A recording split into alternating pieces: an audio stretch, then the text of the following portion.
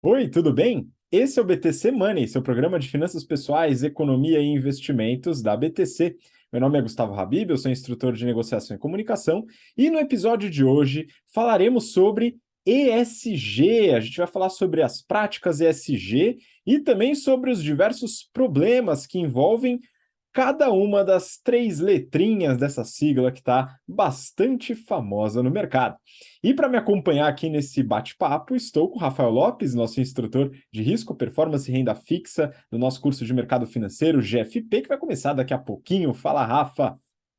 Fala pessoal, como é que vocês estão? Prazer estar com vocês novamente. Bora lá, mais um BTC Money.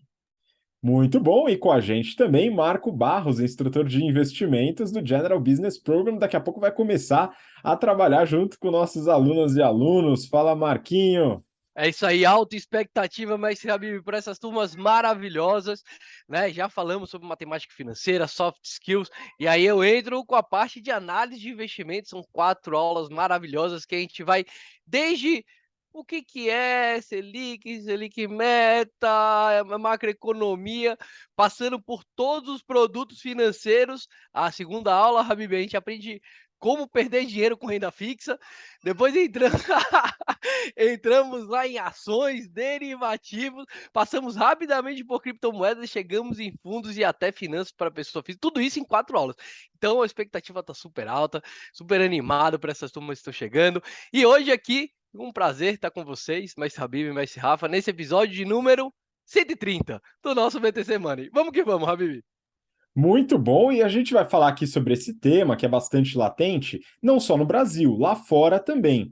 E você pode sim investir em empresas que pregam de verdade pelos princípios ESG, ou até nas que enganam, a gente vai falar um pouquinho sobre isso, também fora do Brasil, nos Estados Unidos, com a Nomad, que é a primeira empresa no Brasil a oferecer a conta nos Estados Unidos para o público geral e também permite investimentos lá fora, através do home broker, de você investir diretamente em ações, em títulos públicos, em fundos e também nas carteiras administradas, que é uma ajuda para você também poder adequar seus investimentos ao seu perfil. Tá sempre importante quando você for investir fazer essa adequação de preferência com um profissional dedicado à sua carteira de investimentos. E para poder dar um presentinho para você, junto com a Nomad, você pode utilizar o cupom BTC10 e se você realizar a primeira remessa em até 15 dias da abertura da conta, você recebe $10 de cashback.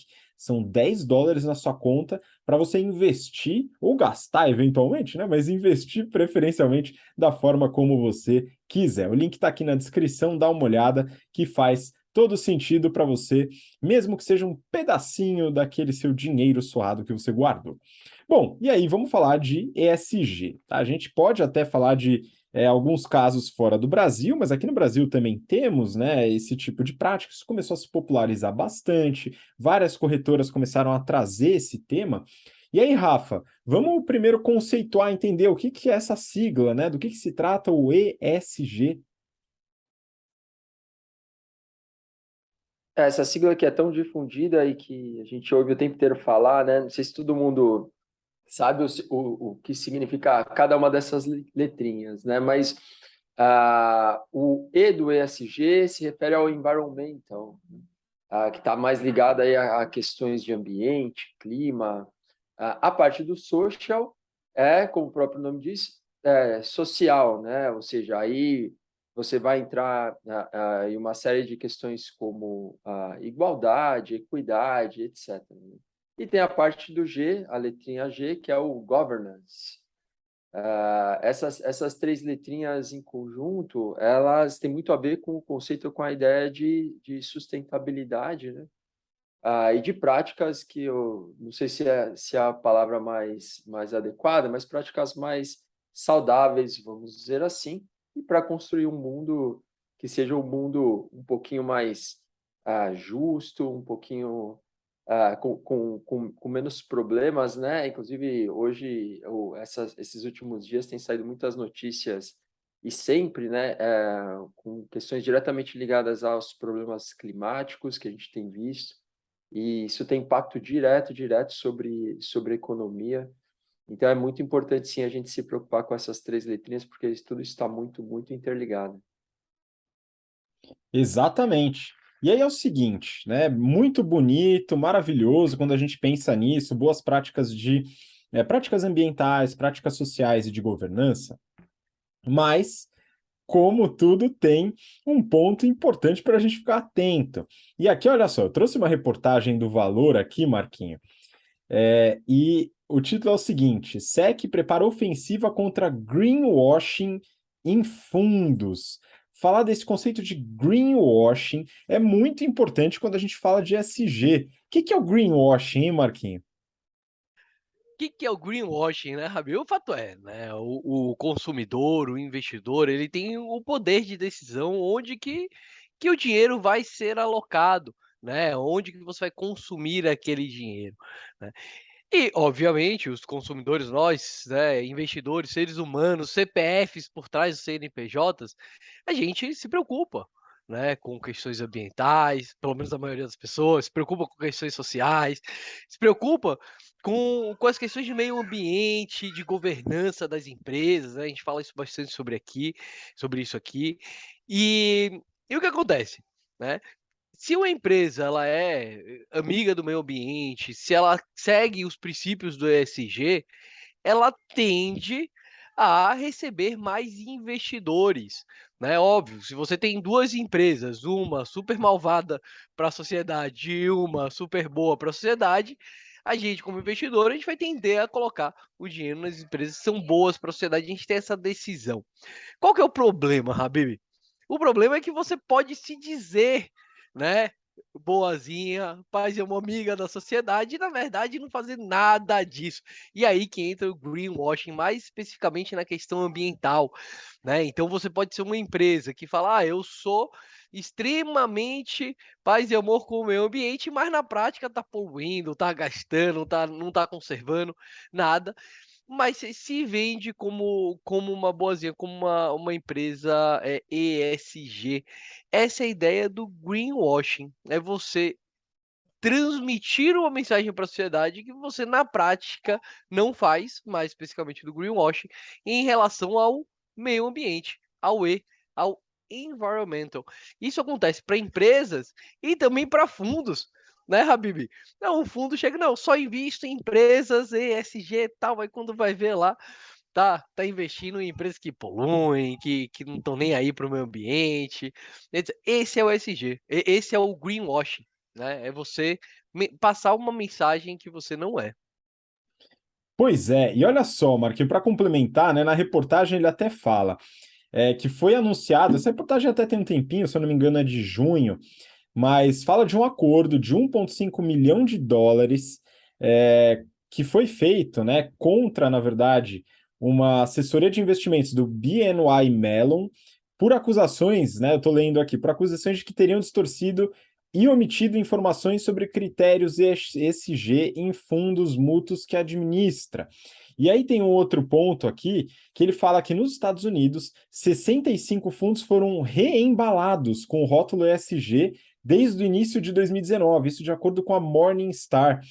E fundos que tinham muita dificuldade para atrair investimentos e mudaram os nomes e os prospectos da apresentação para aproveitar a onda de investimentos sustentáveis.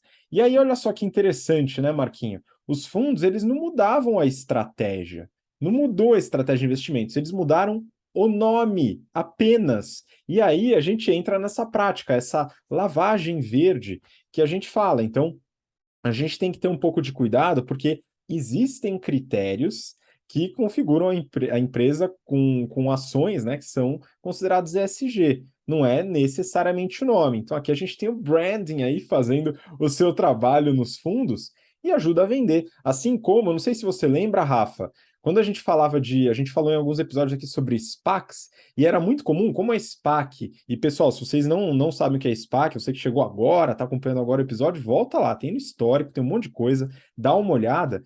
E SPAC, como não tem ainda uma empresa por trás, porque em tese ela vai investir na empresa, usavam celebridades, pessoas famosas, jogadores de basquete, etc., para fazer propaganda para o fundo, cara, para poder dar aquela valorizada, né? Falar que o fundo é bom, etc., porque ele ainda não tinha adquirido uma empresa.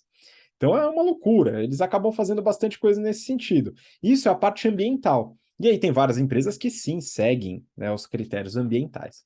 E aí a gente vai para outra parte, né, a parte de governança. E aí, Marquinho, o que pode acontecer na governança? A gente fala aqui de regras institucionais dentro da empresa, políticas, seja de remuneração, de promoção, de evitar conflitos de interesse, uma série de políticas internas da empresa, compliance, várias coisas que estão relacionadas à parte de governança. Mas aqui, eventualmente, também pode ter pepino, não pode? Com certeza, né, Habib? Essa para mim é uma das partes mais importantes aí do ESG, quando analisar uma empresa efetivamente, porque ela tem não só um output para a sociedade, né, como a questão ambiental, a questão social, mas também para o resultado da empresa, né? Uma empresa é o G, né, de ESG é referente à governança corporativa. Como que a empresa ela se organiza e garante que o que ela está fazendo é o melhor possível, de acordo com compliance, de acordo com regras pré-estabelecidas, sem fraude, né? E aqui é um ponto, Habib, que sempre me preocupa quando eu invisto em alguma ação, sabe? Tipo, putz, será que essa ação depois daqui a algum tempo não vai cair em algum tipo de fraude que foi feita e que foi maquiada no passado? E a gente tem vários desses exemplos aqui na bolsa, aqui no Brasil, né? Eu me lembro muito um caso, né, do próprio IRB, né, meu setor de resseguro, que do nada, quando foi ver, cara, os importes dos números não estavam de acordo com o que efetivamente estava rodando na empresa, né? Essa parte de governança é muito importante. Mas ela vai além dessa parte de compliance, a parte das regras e a metodologia de resultados estarem bem adequadas e de acordo. Ela vai também com a parte de como que a empresa se organiza, também ali relacionado com a parte S, o social. Ou seja, como que é a estrutura de líderes, como que é a inclusão dentro dessa empresa, a equidade dentro dessa empresa, não só nos termos raciais, mas de gênero, né? A parte de meninos e meninas, a parte de inclusão de pessoas com deficiências. Isso tudo está dentro da letrinha G ali do ESG. E falando sobre a parte de mulheres, a gente tem uma notícia super recente, né, Habib, da própria B3 sobre isso, meio que forçando, né, as empresas listadas a se adequarem mais, né, a trazerem mais essa questão de equidade para a sociedade. Comenta pra gente, Habib, essa notícia, você que trouxe ela. Eu separei aqui, eu vou falar daqui a pouquinho, porque só para a gente não perder o viés aqui da governança, porque a gente já está encaminhando para o social, né, para o S do ESG. Na parte de governança, você falou da IRB, que foi um caso que a gente abordou também lá no BTC Journal, tal, falou um pouquinho das dificuldades, dos problemas. E quando você fala de apontamento de resultados, isso aqui é muito comum, né? Um caso que eu poderia citar aqui com um problemaço de governança que não é no Brasil, foi o WeWork. O WeWork foi um caso emblemático, né? Onde, além do fundador da empresa, que era também o CEO, adquirir imóveis e alugar para a própria empresa, ele também tinha uma série de práticas muito curiosas, né? Ele e o time, né? Uma série de práticas de administração diferentes, no intuito de realizar contratos absurdos junto com fornecedores, não canceláveis, e ao mesmo tempo os contratos de curto prazo junto aos clientes, na hora de divulgar esses resultados, colocar isso para os investidores. Isso não ficava muito claro, ficava nas entrelinhas, uma dependência muito grande dos aspectos pessoais mesmo do CEO, enfim, uma série de problemas de governança. E aqui no Brasil, além da IRB, teve o caso emblemático, acredito, né, Rafa, da Petrobras. A Petrobras, durante um tempo, teve o seu valor de mercado reduzido expressivamente por problemas de governança, na verdade? Sim, a Petrobras, né, o caso de corrupção que foi tão difundido, que todo mundo, né, acompanhou aqui no Brasil, que levou os preços das ações da Petrobras a serem negociados aí na faixa, né, no low lá de alguma coisa perto de R$ 4, então imagina. E realmente a empresa estava passando por uma situação de problemas financeiros, né, decorrentes de algumas práticas. E a gente viu como esse caso, né, que foi bastante exagerado, como realmente práticas que são negligentes e práticas que decorrentes, né, são decorrentes de interesses específicos de alguns grupos versus o que seria o interesse econômico da empresa, como isso realmente pode prejudicar o acionista a ponto de, no limite, quebrar a empresa e levar a ação para zero, né? Isso, obviamente, faz parte do G da governança, que é a preocupação com a saúde da empresa e com os próprios acionistas, né?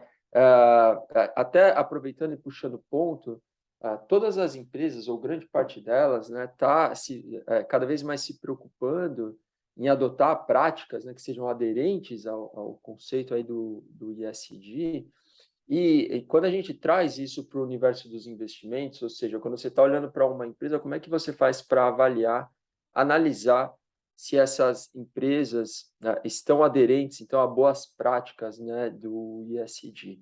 E nessa linha estão surgindo uma série de instituições no mundo que justamente trabalham nesse sentido, no sentido de você conseguir criar padrões, né, criar as maneiras, as métricas para que você consiga, então, fazer esse tipo de análise. Uma delas é a Sustainability Accounting Standards Board, SASB, né? Uma outra é a Global Reporting Initiative, GRI, e tem uma terceira, Task Force on Climate Related Financial Disclosures, a TCFD, todas elas trabalhando nessa direção. Portanto, a gente sabe que, tanto do nosso lado, né? Ou seja, quando você está avaliando a empresa para fazer um potencial investimento, mas muitas vezes quando você está dentro da empresa, dependendo da sua função, você vai se envolver com uma série de iniciativas, esforços, ações para fazer com que a empresa se enquadre. E aí, entre outras coisas, é cada vez mais comum que a gente veja reports, né, relatórios que as empresas divulgam sobre práticas ESG que elas estão adotando. Tudo isso é um conhecimento que está sendo criado também, ou seja, como é uma coisa relativamente nova, né? Está todo mundo meio que aprendendo em conjunto. E aí, isso vem em linha também com o mercado, né, de certificações. O CFA, por exemplo, lançou um CFA ESG. É possível se certificar, né, especificamente nesse tema dentro do CFA. É um pouquinho caro, viu, Habib? Custa tem que gastar um pouquinho para fazer essa prova, mas a empresa que se preocupa, ela pode financiar o funcionário, colaborador, tenho certeza, e aí sai bem baratinho, sai de graça. Mas são todas essas. A gente percebe, né, o mercado se movendo nessa direção, e realmente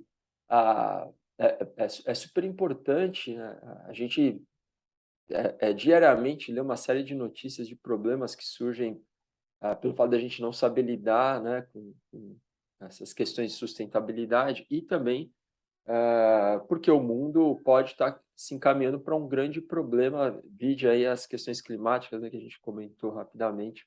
Tá todo dia também no jornal saindo algum tipo de notícia, e aí tem que existir sim essa preocupação e uma série de ações para que a gente consiga endereçar os problemas futuros da humanidade, né?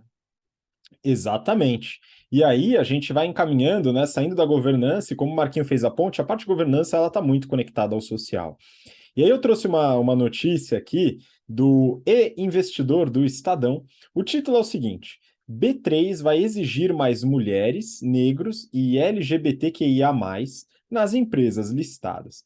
E aí, Marquinho, dando uma aprofundada na notícia, a B3 listou 4 ações que são relacionadas a critérios não apenas do social, mas também ESG como um todo. São as seguintes. A primeira proposta é a eleição de pelo menos uma mulher e um integrante de minorias, no caso, negros ou LGBTQIA+, no conselho ou diretoria estatutária, tá? No passado eu achei que não tinha um critério, podia ser qualquer liderança, né? Mas eles colocam aqui, pelo menos é o que está na reportagem, tá? Seria conselho ou diretoria estatutária. E tem um prazo, né, até 2025 para adaptação, etc. A segunda proposta está relacionada a indicadores de desempenho para ESG como um todo.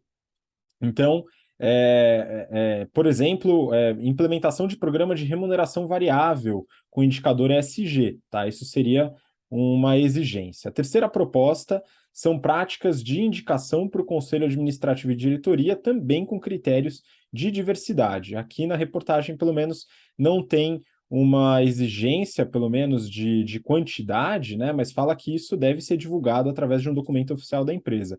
E, por último, divulgar documentos relacionados à governança e compliance. E a gente chega na parte social, né? A parte social que envolve inclusão, que envolve diversidade de gênero, que envolve, enfim, eventualmente limar ou eliminar ou diminuir, né, diferenças históricas e opressões históricas, digamos assim, com determinados grupos. E a gente tem a B3, né? E isso gerou uma certa balbúrdia. A gente está gravando aqui na sexta-feira, se eu não me engano, isso foi anunciado ontem, dia 18 de agosto. E aí, Marquinho, é isso, né? O que que a gente pode fazer, o que que as empresas podem fazer ou têm feito para fortalecer o S do ESG? É excelente, né? De novo, quando os consumidores, quando os investidores, eles demandam, toda a estrutura da sociedade se move para atender isso, e é muito bom essas 3 letrinhas estarem cada vez mais na mídia, esse ESG. Eu pessoalmente sou super favorável, né, a B3 como instituição privada e como dona da bolsa, né, da nossa bolsa aqui do Brasil, ela tem essa possibilidade de estimular realmente as empresas que estão sendo negociadas dentro dela a cada vez mais terem critérios ESG. E para mim o mais importante desses critérios, desses 4 que você colocou, Habib, claro, é importante colocar mulheres e minorias na liderança, em cargos estatutários, mas para mim o mais importante é a definição de um indicador de ESG para a empresa, né? E a colocação disso na meta, né? Que aí eh, que daí mexe no bolso dos grandes executivos, de forma que quando eles vão tomar uma decisão lá de negócio, eles vão considerar esse indicador na hora dessa tomada de decisão. Isso é muito bom. A gente está vendo aí a sociedade mudando para melhor, Habib. Eu sou aqui 100% favorável dessas. Eu sei que tem muita gente contra. Ah, não, isso não foi feito antes, enfim, não foi negociado antes, mas assim, a parte do marco aqui, pessoa física, eu aplaudo de pé esses incentivos para não só a parte ambiental e a parte de governança, que são fundamentais, mas a parte social também. Então, tá aí o meu parabéns aí para B3. Pois é, Marquinho, é isso aí. Mudança por mudança, né? Em 1888 teve uma muito grande, né? Na época muita gente ficou chateada, né? Porque as regras mudaram, mas mudaram, né? Enfim, faz parte, não é verdade? E, pessoal, acho que vale a pena a gente entender. Esse ponto que o Marquinho falou, ele é muito importante, que é o estabelecimento de critérios e metas, né? Para a gente poder avaliar, até porque, né, Rafa? É importante a gente entender os critérios ESG com uma mesma régua, não é verdade? Porque, eventualmente, uma empresa vai estabelecer uma política, outra empresa vai estabelecer outra. Será que não ajuda se, por exemplo, a B3, que acaba organizando a bolsa, as empresas listadas, é, reunir isso dentro de uma mesma régua para a gente poder comparar as empresas entre si dentro de um mesmo critério? Sim, sem dúvida. Tudo isso é um processo que está acontecendo, né? A B3 hoje tem, por exemplo, um índice que é o índice de governança corporativa, então ela já adota alguns critérios para classificar as empresas dentro desse índice. Todo o tema de crédito de carbono, né, que está diretamente relacionado também às questões do ISD, isso é algo que já está até mais desenvolvido, né? A gente sempre ouve muito falar e as empresas o tempo inteiro buscando também maneiras de conseguir gerar mais crédito de carbono para conseguir equilibrar as emissões, né? Ou seja, você emite uma parte e gera crédito de outro lado para conseguir netar, para conseguir como se fosse zerar, né, as emissões, a sua contribuição no net em termos de carbono que você gera, que isso está ligado, né, ao efeito estufa e às questões de aquecimento global. Então, são várias frentes que estão se desenvolvendo. mas tudo isso ainda tem muito o que evoluir, né? Tem outras métricas, como também vocês estavam falando, né, de contratação, as empresas determinando ali uma proporção de funcionários, né, com diversas características. A gente sabe que isso é sim algo que tem que ser atacado dentro da sociedade, porque a gente ainda tem muitos gaps, né, que tem que ser superados. Então, sim, cada vez mais as empresas estão se dedicando a criar essas métricas, né, e a reportar isso para toda a sociedade, para que todo mundo veja, principalmente as empresas que são empresas de capital aberto, que trimestralmente estão divulgando os seus relatórios, né? E é legal, queria chamar a atenção também para algumas outras notícias, algumas coisas que estão acontecendo, que estão diretamente ligadas a isso. Eu estou pegando uma notícia aqui do dia 19/8, né, pela manhã, né, falando um pouco sobre a performance das bolsas asiáticas na sexta-feira, e a chamada da matéria é: bolsas asiáticas recuam com perdas no setor de tecnologia, ok, e alerta de seca na China. Então, as questões, né, de aquecimento global, seca, a gente tem visto muito na Europa também, os rios cada vez com níveis mais baixos, etc. Isso está batendo forte, tá prejudicando. Na Europa, especificamente, também as ondas de calor que estão acontecendo lá, né? Tem uma outra notícia aqui que fala: pista de aeroporto derretida e vinhedo na Dinamarca, porque a onda extrema de calor na Europa mexe no bolso e na vida de todos. Então, é desde problemas que às vezes você tem na agricultura, que podem gerar infecção, etc. e tal. Nesse caso aqui, eles brincam, né, que tem uma cidadezinha lá da Dinamarca que agora está com 2 semanas a mais de dias extensos e com temperaturas mais altas, então está virando um spot assim, de produção de vinho, porque no passado era impossível, a condição climática está mudando, eles estão começando a conseguir fazer a produção de vinhos lá. Mas também notícias outras alarmantes, né? Calor extremo aumenta o número de mortes. A gente sabe que a Europa tem uma população mais velha, né? Isso só para trazer alguns exemplos, mas isso está acontecendo no mundo inteiro. A gente vira e mexe, fala de elevação no nível dos oceanos, e é engraçado que fica sempre aquela coisa, né? A gente privilegia o lado econômico ou pensa mais nessas questões de sustentabilidade, mas o que está dando para sentir é que a coisa parece que está ficando meio complicada, né? Ou seja, a gente já está ficando muito óbvio que existe uma certa urgência para a gente endereçar todos esses temas, né? Então, mas vamos ver, acho que vai demorar ainda um tempinho para que a gente consiga, no caso específico aí das emissões de carbono, né, para que a gente consiga realmente entrar numa trajetória um pouco mais sustentável. Pois é. E aí, só para encaminhar para o final aqui, né? Você falou de uma notícia. Eu não tenho a notícia aqui, mas o Itaú, por exemplo, ele está desenvolvendo um projeto em parceria com a Enel, distribuidora de energia, para poder transformar a alimentação energética de milhares de agências em sustentáveis, através de energia solar, né? Construindo, investindo nessas usinas de energia fotovoltaica. E aí, na reportagem, eu lembro ao ler a reportagem, que o executivo que estava dando a entrevista falou que a ideia não era só neutralizar a emissão de carbono, mas que, como o problema está se agravando, precisa inverter essa regra, não só neutralizar, você precisa capturar mais do que você emite, né? E aí eu acho interessante, né? Então eu espero que eles genuinamente estejam indo atrás disso. Eu acho que só vale um pequeno comentário, né? Muitas vezes a gente parabeniza muito as empresas, então tem essa atitude do Itaú, tem a política de governança de várias empresas. As empresas, além da B3, né, as outras empresas que começaram a desenvolver os processos de trainee voltados para minorias e outras ações, colocar em liderança, etc. Tudo isso é muito importante, mas nada disso teria acontecido se não houvesse lutas anteriores de ativistas para o meio ambiente, pessoas, mulheres, né, lutando o tempo inteiro pela equidade dentro do trabalho, e as minorias também, né, buscando essas ações, e as empresas acabam aderindo. Então, Marquinho, eu particularmente eu acho que não tem muito mais volta, não, né? A gente vai continuar dando muita importância para o SG e acredito que cada vez mais, né? Que bom, né? Fica aí o ponto, né? Não dá para ganhar a qualquer custo, né? Não dá para ganhar a qualquer custo, o mundo é um só.